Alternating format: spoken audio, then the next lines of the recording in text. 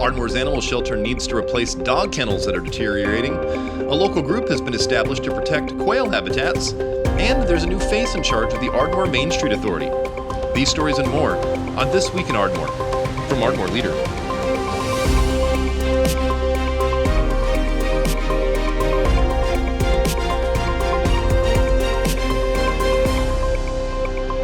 I'm News Director Michael Dean Smith. Thank you for downloading episode 64 of This Week in Ardmore. This is a weekly podcast from Ardmore Leader dedicated to independent coverage of local news. Here are a few things I've been following around Ardmore, Oklahoma for the week of May 15th. The Ardmore Animal Care Shelter has known that they would need to upgrade their dog kennels soon, but a recent visit from the feds has put a rush on getting new kennels. I visited the shelter on Thursday and saw where 6 of the 64 kennels are completely unusable due to deteriorating kennel walls. The shelter manager told me that the galvanized steel kennels were installed about 10 years ago and were selected for cost savings.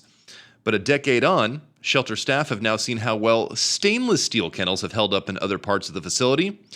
While the shelter is ready to budget about $50,000 for the purchase, they will be asking the community and their donors to help cover about $230,000 for those new kennels.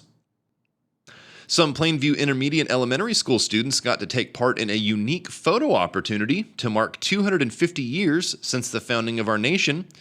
Staff and students back on Wednesday walked over to the Plainview football field, clad in either red, white, or blue shirts. One third grade teacher had the idea about a week ago to capture an aerial photo of the class making a giant American flag.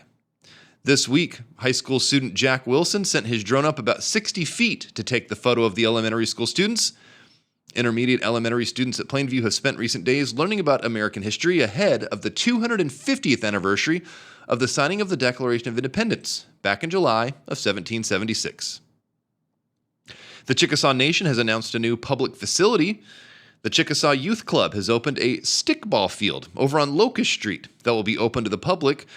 But while the field won't publicly be accessible on weekdays while the club is open, it will be open in the evenings, on weekends, on holidays when the club is closed, and other times as long as the sun is up. A nationwide organization aimed at the protection and conservation of quail habitats now has a Southern Oklahoma chapter. Quail Forever's new Arbuckle chapter was founded this month as the 19th in the state. That Quail Forever organization dates back to 2005 and now has nearly 16,000 members across the country that want to protect upland game habitats. This Arbuckle chapter covers 3 counties, Carter, Love, and Murray counties, and developed their charter last week. The group will begin meeting on the first Tuesday of each month beginning in June at the Lake Murray Field Trail Grounds Clubhouse. In the Junction this week, I will sit down with Allie Goss. She recently took over as the director of Ardmore Main Street Authority. That's the nonprofit group tasked with downtown revitalization here in Ardmore. In our interview this week, I'll ask Goss about how she got started with the Main Street Authority and what type of experience she takes to the helm. We'll also hear about the Food Truck Friday event happening at Depot Park over the next few weeks. We'll also get some details about the Main Street committees that could use your help. Up on the website this weekend and in our printed newsletter is a column from Ardmore Leader co-owner Kim Benedict and some of her thoughts about graduation season. With young people celebrating quite the big milestone, sometimes good decision-making can take a back seat. Her article this week not only talks about helping your kids make good choices, but also making sure that those inevitable bad choices don't snowball into something worse. You can read this week's column, along with previous editorials and letters to the editor, over on the opinion section of our website, ardmoreleader.com. Ardmore financial advisor Cody Steele will wrap up the news with his Edward Jones Market Snapshot commentary from Thursday to talk about this week's consumer spending reports. He'll also touch on the economic impacts of the president's trip to China this week. And stick around until the end of the podcast because every episode of This Week in Ardmore wraps up with the schedule. This week, we've got details about upcoming public meetings, planning for Juneteenth celebrations, and a little bit more. But with that said, that's the headlines. Now let's take an in-depth look at some of the big things happening this week in Ardmore for the week of May 15th, 2026. Walking into the dog kennel area of the Ardmore Animal Care Shelter can be an overwhelming experience, no matter how many times you've been. The only thing louder than the large fans moving air through that space is the chorus of dogs barking as a new face and smell enters the room. And once you walk in, you see just rows of galvanized steel kennels that are holding dogs of all sizes, and each kennel is usually occupied. But a corner of the space is slightly quieter than others, with several kennels marked unsafe for use. Torn sections low to the ground in those closed kennels are now sharp, rusty, and dangerous, while dogs eagerly jumping in neighboring kennels, causing similar wear. Amanda Dinwiddie is the manager of the Ardmore Animal Care Shelter, and she oversees facilities for dogs and cats in Ardmore without homes. Now, while the kennels for the puppies, kennels for the kittens, and kennels for the cats are all in fine shape, Dinwiddie says that the poor condition of those dog kennels now means fewer places to keep dogs. Annual visits from the U.S. Department of Agriculture for that nonprofit animal shelter, well, they check for safe conditions, and a recent visit has bumped the deteriorating dog kennel situation a bit higher on Dinwiddie's priority list. While some individual kennels are a patchwork of panels that are held on with rivets and welds, Dinwiddie told me that the maintenance efforts are becoming a lot less reliable. And when I visited on Thursday, at least 6 of those 64 dog kennels were unable to be occupied due to damage. We have such a high volume of dogs coming through here, and with them being the cheaper option of kennels, they're just deteriorating a lot quicker than what we would have, liked. We have band-aided them, tried to do repairs over time, they just don't hold up, and then the department's like, you've got to get something done about these. So it has become a need much sooner than what we originally anticipated. Stainless steel kennels for puppies and kittens at the shelter seem to be holding up really well. And Dinwiddie said that her facility has been looking into upgrading the dog kennels to make them longer lasting and easier for the staff to use and keep clean. But with the better quality comes a price, about $287,000.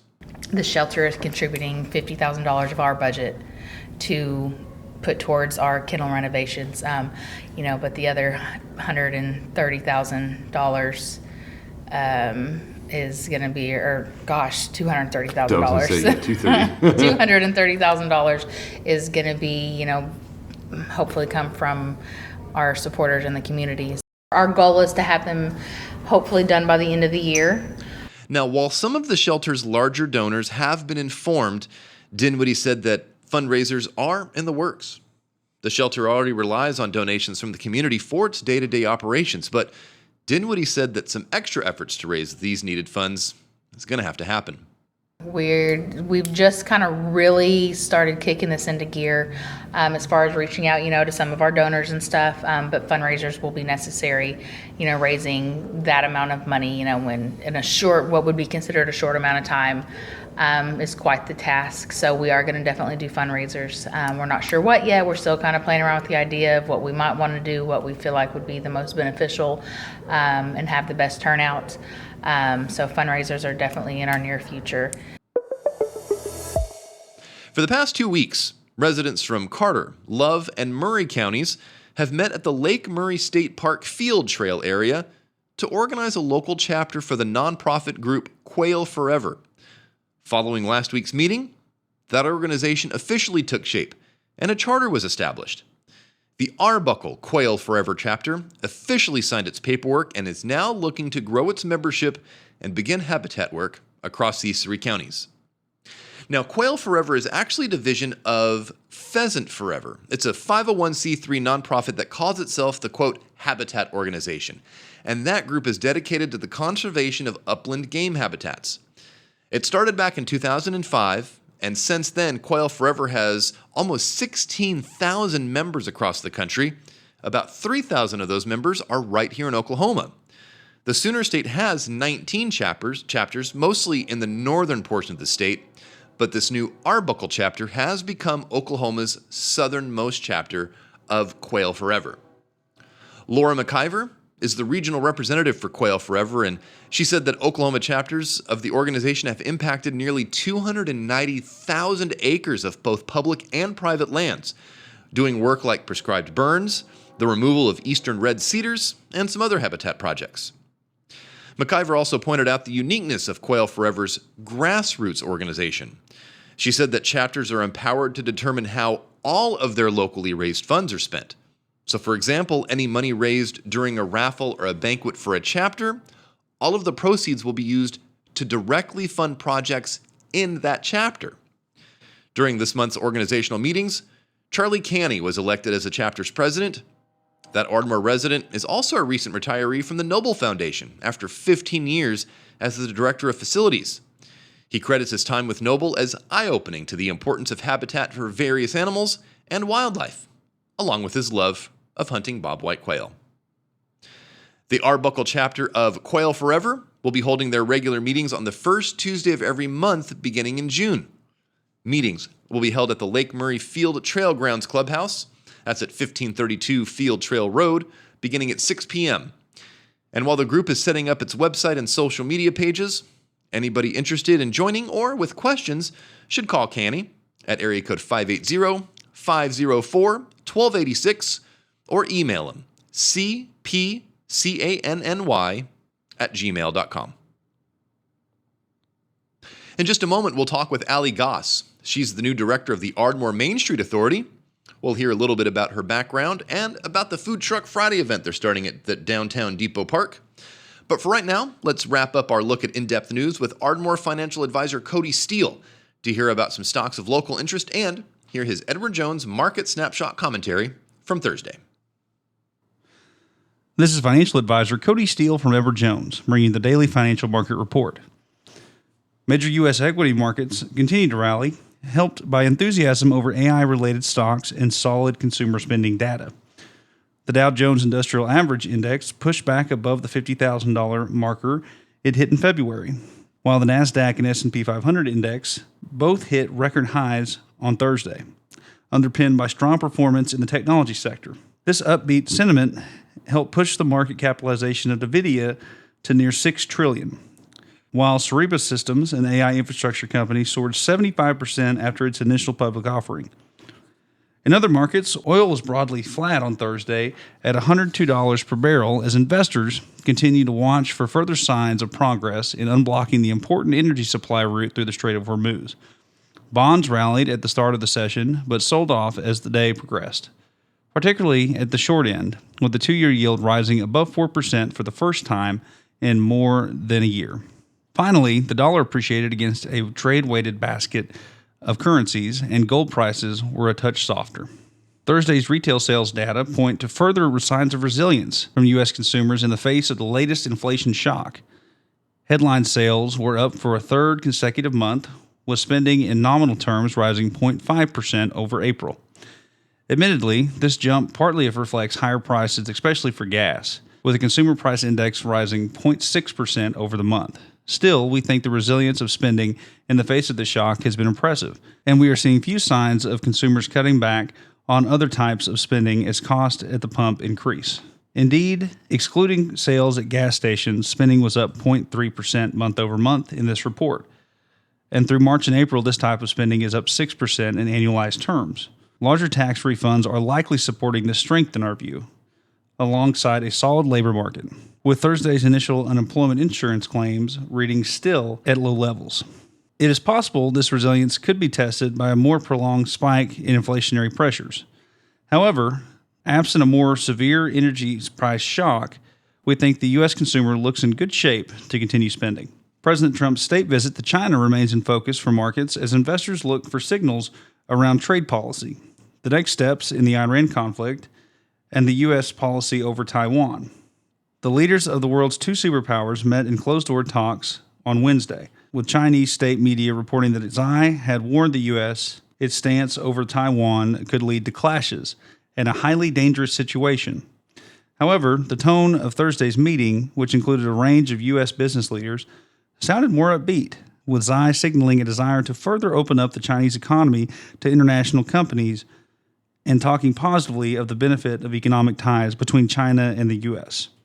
President Trump also talked up the prospects for a fantastic future between the two countries. It will be interesting to see if this positive rhetoric is followed by news of agreements around tariffs and trade deals after the trip. From a geopolitical perspective, President Trump said that Chinese President Xi would not supply Iran with military equipment and offered to help the U.S. secure a peace agreement that would reopen the Strait of Hormuz. On Thursday, U.S. equities closed higher. The Dow closed up 370 points, or 0.75%, at 50,063. The Nasdaq closed up 233 points, or 0.88%, at 26,635. The S&P 500 closed up 57 points, or 0.77%, at 7,501.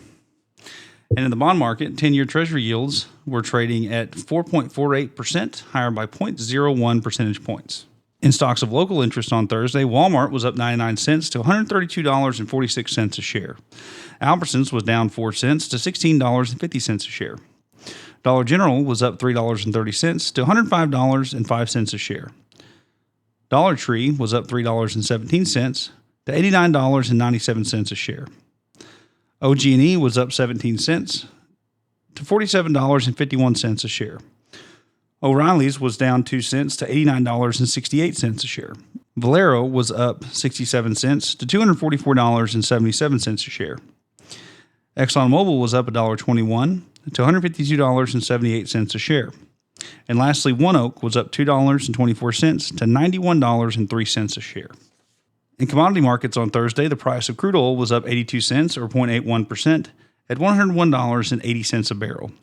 And the spot price of gold was down $43.80, or 0.93%, to $4,662.90 an ounce. This has been Thursday's Financial Market Report, brought to you by Edward Jones and financial advisor Cody Steele.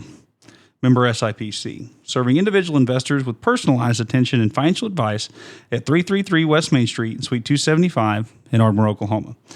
If you'd like additional information, please contact me at 580-223-3870. Daily commentary is also located on our website at edwardjones.com.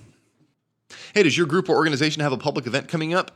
Every episode of This Week in Ardmore wraps up with the schedule to give some of our listeners an idea of a few things happening around town.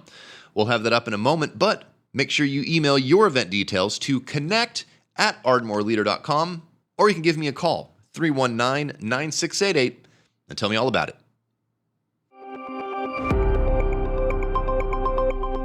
Thanks for stopping by The Junction, where we're trying to make connections between Ardmorites. I'm Ardmore Leader News Director Michael Dean Smith, and last month, the Ardmore Main Street Authority saw Allie Goss take the helm. She's going to join us in The Junction this week to talk about that nonprofit organization and her new role with it. So, Allie, thank you for joining us in The Junction. Thank you for having me. So, before we get too carried away, let's just kind of briefly talk about the Ardmore Main Street Authority. Just kind of in a nutshell, what is it and why do y'all exist? Okay.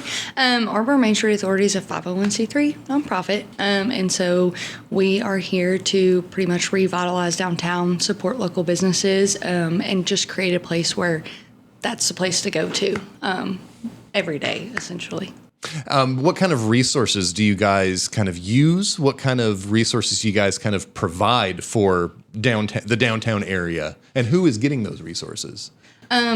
Anybody that wants to come downtown, of course, can get any of the resources we have. We have a couple of different things that we do. We work with State Main Street and National Main Street to get anything, if anybody has any questions, or whether it be getting on the, like your building to be a historic building downtown. Mm-hmm. We can work with them to get that done where you can get historic tax credits. Mm-hmm. We also work with the city and the chamber, of course, to do that facade grant to get the front of your building redone. And then we can help. Right now we're doing that loan to grant, so we're trying to help people, anybody that wants to come downtown and do that. So. Obviously, the Main Street Authority, I think it's been around since 1989, if I'm not mistaken. So it's a pretty well-established organization here in Ardmore, but it's obviously going to be more than just you running the show. So who are some of the other people involved with the Ardmore Main Street Authority, just to kind of make sure the organization's staying effective and accountable and that kind of stuff? So it's me and Allison Meredith that work there, of course, and then we have another guy, Philip Capshaw, who's our helper, which appreciate them so very much. We want to be where we are without them, of course. And then we have our board, which is made up of people all across town, whether it be downtown business owners or people that just are invested in downtown. So it could be, your neighbor. You don't even know it. But then we have volunteers all throughout town, even some outside of towners. So it's just friends, family, anybody that wants Ardmore to be better, they're probably helping us. And then what's been your history with the Main Street Authority? So I got onto Ardmore Main Street Authority's board. I started working on committee first, which was the fundraising committee. Okay. Probably about 4 or 5 years ago. And then I moved on to the board after I worked on that committee for a little bit, and then was the secretary on the board, and worked that way and just kept working up and up and up. And then this opportunity came about and I jumped on it. And this isn't on my list, but you had mentioned that you started off with the one working on the fundraising committee. Yes.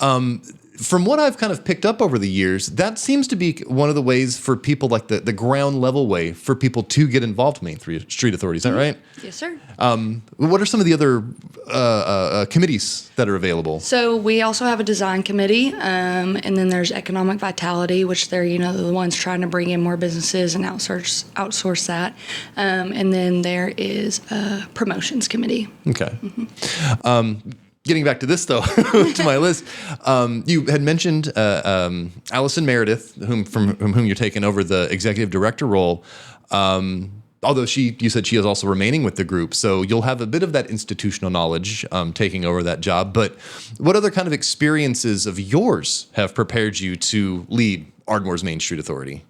I worked at Citizens Bank before this for about 9 years, and about 7 of those was under Nancy Shulin, which I don't know if you know her, but she's a great role model, and she's someone that I look up to tremendously. She gave me a lot of advice and taught me very many things through all the events that we planned for the bank, and worked with her through the city and things like that. So she taught me quite a bit. And then, of course, I still have Allison to be able to teach me the ways and show me how she has got us this far. So. Well, you're taking over at a pretty busy time of the year. We've got school getting out soon, summer breaks happening. A lot of families are going to be looking for things to do. What are some of the just kind of staples of downtown that you recommend for people? And then, 2, what are going to be some of those public events coming up over the next few weeks and months that people can look forward to? So right now we're pretty much kicking off the summer with our Food Truck Fridays. So it's every Friday, May through July, 11 to 7, where you can come out, grab you some food, drinks, whatever. Park, of course, is open. We have tables out. Just create a spot where you can go and hang out for the day with your family, play in the park, maybe get a soccer game going or something, whatever they want to do. I will say, when I was out there last Friday, there were a bunch of kids throwing a football and a Frisbee, I think, around. So Yes. there was definitely some activity. That is exactly what we want to see. We want to see everybody getting back out and socializing and just being out and about downtown and hanging out. So, Were there going to be any other bigger events coming up over the summer? Summertime, not so much as of right now. Now we do have the Oklahoma Pecan Festival coming up in November, and that is always one of our biggest events because we have that Veterans Parade and then the Veterans Ceremony where we get to highlight them and everything they do for us. All right. Well, is there anything else that you might want to touch on with the Main Street Authority, with any of the various committees, or kind of with your new role coming up? Just if you are ever wanting to get involved, we would love to help. We're never going to turn a volunteer away. We just want to make downtown better, and we could do that by the people that support us. So, all right. Well, Allie Goss, the new executive director of the Ardmore Main Street Authority. For more information about the Main Street Authority, you can find us on social media, ardmoreleader.com, or on social media, and we'll be sharing links with the Main Street Authority and some other events coming up. Allie, thanks so much for some of your time this afternoon. Do appreciate it. thanks for having me. All right, here's the rundown of how to find Ardmore Leader in between podcasts. We distribute newsletters across town every Friday. If you can't find those, don't worry. You can get a digital copy sent to your email inbox every week. Check out our website, ardmoreleader.com, scroll to the bottom of the homepage, and get signed up for that newsletter for free. You can also find us on social media. Whichever platform you use, just search for Ardmore Leader and see if we're there. You can also do the same with whichever music and podcast app you use to subscribe to this podcast and get notified of new episodes and interviews whenever they're released. And if you want to be a part of the podcast, if you want to be part of the newsletter, or you want to be part of the website, let me know. Visit ardmoreleader.com and head to the opinion section. From there, you can submit your letter to the editor. If you don't want to do that, though, you can email me, soundoff@ardmoreleader.com. And if you have an opinion on local news, if you want to write a letter, a poem, maybe you wrote a funny cartoon, maybe you want to show off a piece of art or some sort of cool talent you have, send it our way. You can also record a voice note on your smartphone and send that to soundoff@ardmoreleader.com, and I might include your recording right here on the podcast. Make sure you include your full name in that email, whatever you're sending, so you can stand behind your submission. And now if your group or organization has a public event coming up, let me know, and I'll see about getting it on the schedule. In public meetings next week, the Carter County Commission will hold their regular meeting on Monday morning, May 18th at 9 a.m. at the County Administration Building on the corner of A Street and Broadway here in downtown Ardmore. The agenda for that meeting is available on the county's website, cartercountyok.us. The Ardmore City Commission will meet for their final meeting of the month coming up on Monday, May 18th at 6 p.m. on the third floor of Ardmore City Hall. The agenda for that meeting can be found on the city's website, ardmorecity.org, and on the agenda for next week's public meeting is a public hearing on the proposed city budget for the upcoming fiscal year that begins this summer. The City Commission will also consider a bid from Murray State College to purchase the Marketplace on Broadway for $525,000. The Ardmore City Schools Board of Education will meet for their monthly meeting coming up on Tuesday, May 19th at 5:30 p.m. in the boardroom of the Ardmore City Schools Administration Building there on Veterans Boulevard. The agenda for that meeting is currently available on the district's website, ardmoreschools.org. Central Park will be filled with music later this month during a free orchestral concert. The First Baptist Church is hosting the concert in the park coming up on Sunday, May 31st at 7 p.m. Ice cream and water will be available. All you need to bring is a lawn chair. For any musicians interested in joining the group, there will be a rehearsal held in the First Baptist Church Sanctuary coming up on Wednesday, May 27th at 6:30 p.m. Juneteenth is about 1 month away, and Ardmore is getting ready to celebrate. Coming up on Friday, June 19th, the East Ardmore Revitalization Committee will hold their Harlem Nights Juneteenth Karaoke Night.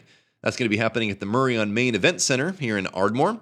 Tickets for that are $25. Proceeds will go to the East Ardmore Revitalization Committee. And organization is also happening for a Juneteenth block party coming up next month. A planning meeting will be held via Zoom coming up on Thursday, May 21st at 8 p.m. for anybody interested in helping plan and organize a Juneteenth block party. For the Zoom details, find the post that we shared over on the Ardmore Leader Facebook page. Hey, I'm Ardmore Leader News Director Michael Dean Smith. Thank you for listening to episode 64 of This Week in Ardmore. Follow us online, ardmoreleader.com, or on social media. And until next Friday, I hope you have a positive week ahead.